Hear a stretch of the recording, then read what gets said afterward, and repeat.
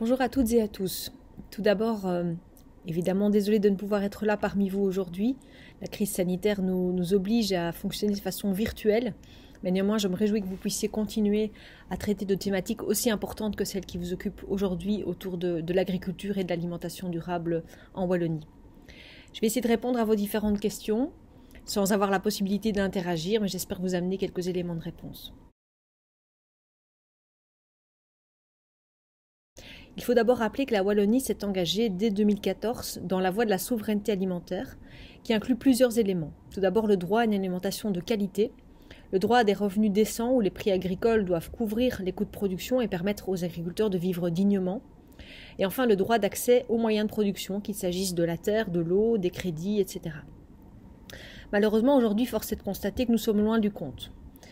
D'abord, le nombre de producteurs diminue. La pression foncière reste importante, le manque de rentabilité est toujours présent sur nos exploitations et les impacts environnementaux se font sans cesse davantage ressentir. Alors la crise du Covid-19 a quelque peu changé la donne. Elle nous a d'abord rendus plus attentifs aux interrelations qui existent entre notre santé, nos écosystèmes, nos chaînes d'approvisionnement, nos modes de consommation et nos limites planétaires. Elle a également mis en évidence la fragilité et le manque de résilience du système agroalimentaire mondialisé. Elle a également forcé le secteur alimentaire à se réorganiser en très peu de temps, avec un attrait pour le circuit court qui a été fortement perceptible. Malheureusement, l'élan s'est quelque peu essoufflé après le déconfinement, mais nous verrons évidemment si cette tendance peut se poursuivre dans les prochains mois et les prochaines années. À l'heure actuelle, il faut donc soutenir notre système agricole en le faisant évoluer sans s'enfermer pour autant dans un système wallo-wallon. Certaines productions sont trop peu développées. Par exemple, la Wallonie produit aujourd'hui plus de 600% de son besoin en pommes de terre, alors qu'elle ne produit que 30% de son besoin en légumes, par exemple. Et dans de nombreux cas, nous ne maîtrisons plus non plus nos filières d'approvisionnement par manque d'outils de transformation. Nous devons donc faire des choix politiques qui soient clairs et cohérents en faveur d'une relocalisation de notre système alimentaire et d'une transition agroécologique afin de se tourner vers une alimentation durable en Wallonie. Nous sommes malheureusement aujourd'hui encore bien loin d'une agriculture rémunératrice.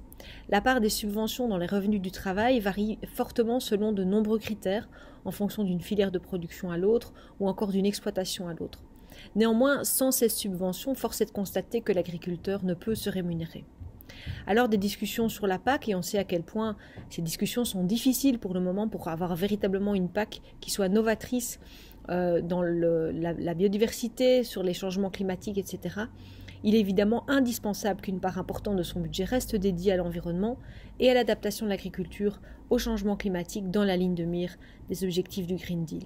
Ces budgets doivent permettre de soutenir une transition durable de notre agriculture et donc aussi soutenir également une durabilité pour nos agriculteurs.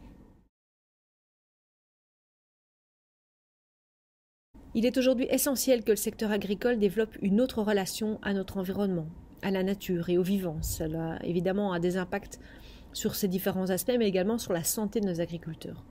Notre agriculture de demain devra donc être moins utilisatrice, plus intégrée et désintensifiée.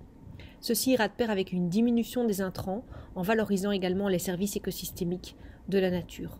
Car n'oublions pas que la nature a beaucoup à nous apprendre ou à nous réapprendre. Les légumineuses, par exemple, peuvent remplacer les engrais. Les rotations et les cultures associées peuvent remplacer les herbicides. Les auxiliaires de culture permettent de se passer des néonicotinoïdes. Nous nous devons donc de soutenir les porteurs de changement et d'accompagner l'évolution des systèmes en soutenant notamment le bio, les filières plus autonomes, les coopératives, etc.